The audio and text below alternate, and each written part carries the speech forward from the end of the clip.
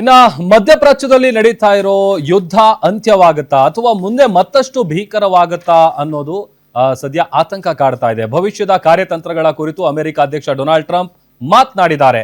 Iran ಮೇಲಿನ ಕಾರ್ಯಾಚರಣೆಯು ಅಂತಿಮ ಹಂತ ತಲುಪಿದೆ. ಅಮೆರಿಕ ತನ್ನ ಮಿಲಿಟರಿ ಗುರಿಗಳನ್ನ ಬಹುತೇಕ ಸಾಧಿಸಿದೆ ಅಂತ ಘೋಷಿಸಿದ್ದಾರೆ. ಇರಾನ್ನ ಸೇನಾ ಸಾಮರ್ಥ್ಯವನ್ನ ಸಂಪೂರ್ಣವಾಗಿ ನಾಶಪಡಿಸಿದ್ದೀವಿ. ಒಂದು ವೇಳೆ ಯಾವುದೇ ಒಪ್ಪಂದಕ್ಕೂ ಬರಲಿಲ್ಲ ಅಂತ ಅಂದ್ರೆ ಮುಂದಿನ 2 ರಿಂದ 3 ವಾರಗಳಲ್ಲಿ ಇರಾನ್ ಮೇಲೆ ಅತ್ಯಂತ ಭೀಕರ ದಾಳಿ ನಡೆಸ್ತೀವಿ ಅಂತ ಎಚ್ಚರಿಸಿದ್ದಾರೆ. ಜೊತೆಗೆ ನಮಗೆ ಹರ್ಮೋಜ್ ಜಲಸಂಧಿ ಅಗತ್ಯ ಇಲ್ಲ ಅಂತಲೂ ಕೂಡ ಟ್ರಂಪ್ ಹೇಳಿದ್ದಾರೆ. ಏನು Trump ಎಚ್ಚರಿಕೆಗೆ Their proxies were behind the murder of 241 Americans in the Marine barracks bombing in Beirut, the slaughter of hundreds of our service members with roadside bombs. They were involved in the attack on the USS Cole, and they carried out the countless other heinous acts, including the just horrible, bloody atrocities of October 7th in Israel. Something that most people have never seen in its murderous regime. ಇನ್ನು Trump ಎಚ್ಚರಿಕೆಗೆ ಪ್ರತಿಕ್ರಿಯೆ ನೀಡಿರೋ Iran ಅಮೆರಿಕಕ್ಕೆ ಅವಮಾನ ಆಗೋವರೆಗೂ ಯುದ್ಧ ಮುಂದುವರಿಯುತ್ತದೆ. ಅಮೆರಿಕಾಗೆ ಅವಮಾನ ಆಗೋವರೆಗೂ ಯುದ್ಧ ಮುಂದುವರಿಸ್ತೀವಿ ಅಂತ ಇರಾನ್ ಹೇಳಿದೆ. ಅಮೆರಿಕ ಇಸ್ರೇಲ್ ದಾಳಿಯಿಂದ ನಮ್ಮ ಶಸ್ತ್ರಾಸ್ತ್ರಗಳಿಗೆ ಹಾನಿ ಆಗಿಲ್ಲ, ಶತ್ರುಗಳು ಅವುಗಳನ್ನು ಮುಟ್ಟೋದಕ್ಕೂ ಸಾಧ್ಯ ಇಲ್ಲ. ನಮ್ಮಲ್ಲಿ ನಿಜವಾದ ಮಿಲಿಟರಿ ಉತ್ಪಾದನೆ ಮತ್ತು ಶಸ್ತ್ರಾಸ್ತ್ರ ಕೇಂದ್ರಗಳು ಶತ್ರುಗಳಿಗೆ ತಿಳಿಯದೇ ಇರುವಂತಹ ಸ್ಥಳಗಳಲ್ಲಿ ಇವೆ. ಅಗತ್ಯವಿದ್ದರೆ ನಮ್ಮ ನಿಜವಾದ ಶಕ್ತಿಯನ್ನ ಪ್ರದರ್ಶಿಸಬೇಕಾಗುತ್ತೆ ಅಂತ ಟ್ರಂಪ್ಗೆ ಇರಾನ್ ಸೇನಾ ವಕ್ತಾರ ಖತಮ್ ಅಲ್ ಅನ್ಫಿಯಾ ಎಚ್ಚರಿಕೆಯನ್ನ ಕೊಟ್ಟಿದ್ದಾರೆ. ಮೇಡಮ್, ಈ ಯುದ್ಧದ ವಿಚಾರ ನೋಡ್ತಾ ಇದ್ರೆ ಯುದ್ಧ ಆರಂಭ ಆದಾಗ ಇದ್ದಂತ ಇಂಟೆನ್ಷನ್ ಅದಾದ್ಮೇಲೆ ಈಗ ಎಲ್ಲಿಗೆ ಬಂದು ನಿಂತಿದೆ, ಇನ್ನ ಮುಗಿಯಲ್ಲ. ಇಂಟೆನ್ಷನ್ ಏನಿತ್ತು?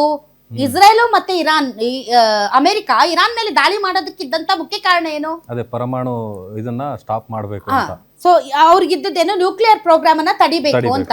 ಆಯ್ತು, ಎಲ್ಲಾ ನ್ಯೂಕ್ಲಿಯರ್ ಪ್ರೋಗ್ರಾಮ್ ನಾವು ಮಾಡ್ತಿಲ್ಲ ಅಂತ ಅವ್ರು ಹೇಳಿದ್ದಾರೆ. ಎಲ್ಲಾ ಘಟಕಗಳ ಮೇಲೆ ನೀವು ದಾಳಿ ಮಾಡಿದ್ದೀರಿ, ಹೌದಾ? ಅದು ನಿಮ್ ನಿಜವಾದ ಪ್ರಾಬ್ಲಮ್ ಆಗ್ಲಿಲ್ಲ ಹಂಗಾದ್ರೆ. ಸೊ ಆಮೇಲೆ ರೆಜಿಮ್ ಚೇಂಜ್ ಮಾಡಬೇಕು ಅಂದ್ರು, ನಾಯಕತ್ವ ಬದಲಾವಣೆ ಆಗಬೇಕು ಅಂತ. ಎಲ್ಲರನ್ನು ಸಾಯಿಸಿದ್ರು, ಒಬ್ರನ್ನೂ ಉಳಿಸಿಲ್ಲ. ಒಬ್ರು ಇಲ್ಲ ಅಲ್ಲಿ ನಾಯಕ ಅಂತ, ಡಿಸಿಷನ್ ಮೇಕರ್ಸೇ ಇಲ್ಲ. ಯಾರು ತಗೊಳ್ತಿದ್ದಾರೆ, ಯಾರು ಇರಾನ್ ನ ಮುನ್ನಡೆಸ್ತಾ ಇದ್ದಾರೆ, ಇರಾನ್ ಈ ಫೈಟಿಂಗ್ ಸ್ಪಿರಿಟ್ ಅನ್ನ ಹೆಂಗ್ ಪಡ್ಕೊಳ್ತಾ ಇದೆ ಅನ್ನೋದ್ರ ಬಗ್ಗೆ ಬಹಳಷ್ಟು ಜನರಿಗೆ ಈಗಲೂ ಒಂದು ರೀತಿಯಾದಂತಹ ಅನುಮಾನ ಇದೆ. ಸೊ ಒಂದಂದ್ರಿ ಪರಮಾಣು ಪ್ರೋಗ್ರಾಮ್ ಅಂದ್ರಿ, ಅದೂ ಇಲ್ಲ. ನಾಯಕತ್ವ ಬದಲಾವಣೆ, ರೆಜಿಮ್ ಚೇಂಜ್ ಅಂದ್ರಿ, ಅದಕ್ಕೂ ಯಾರು ಉಳಿದಿಲ್ಲ. ಏನ್ ಬೇಕು? ಹರ್ಮುಜ್ ಜಲಸಂಧಿ ಓಪನ್ ಆಗ್ಬೇಕಂದ್ರಿ, ಈಗ ಹರ್ಮುಜು ನಮ್ಗೆ ಬೇಕಾಗಿಲ್ಲ ಅಂತೀರಿ. ಏನು ಬೇಕು ನಿಮಗೆ? ಕ್ಲಾರಿಟಿ ಇಲ್ಲ ಇವ್ರಿಗೆ. ಅಟ್ಯಾಕ್ ಮಾಡೋಕ್ ಅಮೆರಿಕಾಗೆ ಮರ್ಯಾದೆಯಿಂದ ನಾವ್ ಏನೋ ಸಾಧಿಸಿದ್ದೀವಿ ಅಂತ ಜನರಿಗೆ ತೋರಿಸಿ ವಾಪಸ್ ಬರೋದು ಬೇಕಾಗಿದೆ. ಮುಖ ಮುಚ್ಕೊಳ್ಳೋದು ಬೇಕಾಗಿತ್ತು, ಆದ್ರೆ ಮುಖ ಮುಚ್ಕೊಳ್ಳೋದು ಹೆಂಗಂತ ಅವ್ರಿಗೆ ಗೊತ್ತಾಗ್ತಾ ಇಲ್ಲ. ಇರಾನ್ ಭಿಕ್ಷೆ ಬೇಡ್ತಾ ಇದೆ, ಮಾತುಕತೆಗೋಸ್ಕರ ವಿಲ್ವಿಲ್ಲ ಅಂತ ಒದ್ದಾಡ್ತಾ ಇದೆ. ಎಲ್ಲ ಉಡಿಸ್ ಮಾಡ್ಬಿಟ್ಟಿದೀವಿ, ಏನು ಇಲ್ಲ, ಯಾರು ಇಲ್ಲ ಅಲ್ಲಿ, ನಾನೇ ಸರ್ವೋಚ್ಚ ನಾಯಕ ಆಗ್ತೀನಿ. ಒಂದೊಂದು ಸ್ಟೇಟ್ಮೆಂಟ್ ಇವ್ರದ್ದು. ಇಡೀ ಪ್ರಪಂಚದ ಎಕಾನಮಿ ತಲೆ ಕೆಳಗಾಗೋಗ್ತಾ ಇದೆ. ಹರ್ಮುಜ್ ಜಲಸಂಧಿ ಅಲ್ಲ, ನಾವು ಅವ್ರನ್ನ ಸ್ಟೋನೇಜ್ ತಗೊಂಡು ಹೋಗ್ತೀವಿ ಅಂತ, ಅಂದ್ರೆ ಶಿಲಾಯುಗಕ್ಕೆ ಕರ್ಕೊಂಡು ಹೋಗ್ತಾರಂತೆ. ಅಲ್ಲ, ಈ ವಾರ್ ಕ್ರೈಮ್ ಅನ್ನು ಶಿಲಾಯುಗ ಅಂದ್ರೆ ಏನ್ ಗೊತ್ತಾ?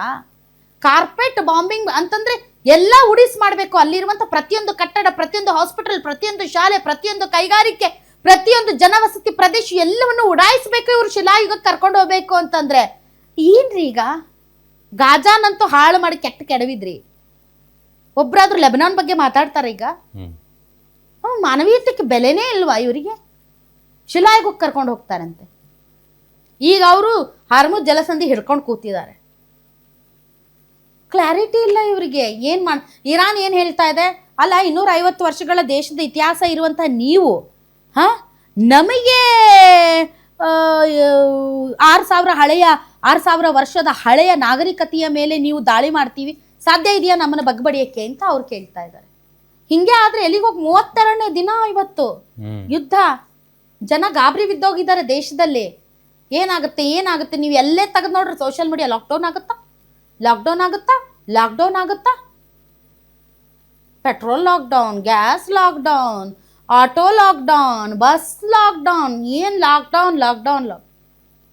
ಆದ್ರೆ ಟ್ರಂಪ್ಗೆ ಮಾತ್ರ ಶಿಲಾಯುಗಕ್ಕೆ ಕರ್ಕೊಂಡು ಹೋಗುವಂತ ಎಲ್ಲ ಹಂಗೆ ಇವರು. ನೀವು ಯಾವುದೇ ದೇಶ ತಗೊಳ್ರಿ, ಇವ್ರು ಇರಾಕ್, ಲಿಬಿಯಾ, ಸಿರಿಯಾ ಎಲ್ಲ ಕಡೆ ಇದೇ ಕತೆ ಇವ್ರದ್ದು.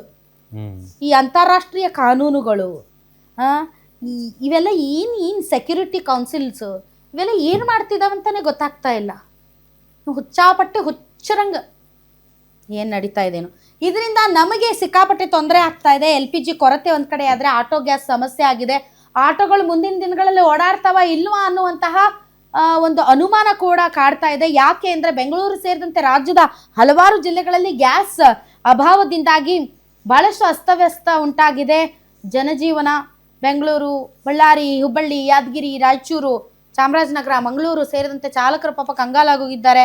ಆಟೋ ಬಂದ್ ಮಾಡುವಂತ ಮಟ್ಟಕ್ಕೆ ಹೋಗಿದ್ದಾರೆ. ಪಾಪ ಅವ್ರು ದುಡಿಲಿಲ್ಲ ಅಂದ್ರೆ ಅವ್ರ ಮನೆಯವ್ರ ಪರಿಸ್ಥಿತಿ ಏನು ಹೇಳಿ. ಆಟೋ ಚಾಲಕರು ಈಗ ಆಲ್ರೆಡಿ ಗ್ಯಾಸ್ದು ವೆಚ್ಚ ತೆಗೆದು ಮನೆಗೆ ತಗೊಂಡೋದ್ರನ್ನ ಅವ್ರ ಮನ್ಯಾಗ ಒಲೆ ಉರಿಯುದು ಇಂಥ ಪರಿಸ್ಥಿತಿಯಲ್ಲಿ ಇದ್ದಾರೆ. ಅವ್ರ ಪರಿಸ್ಥಿತಿ ಏನಾಗ್ಬೇಡ ಹೇಳ್ರಿ.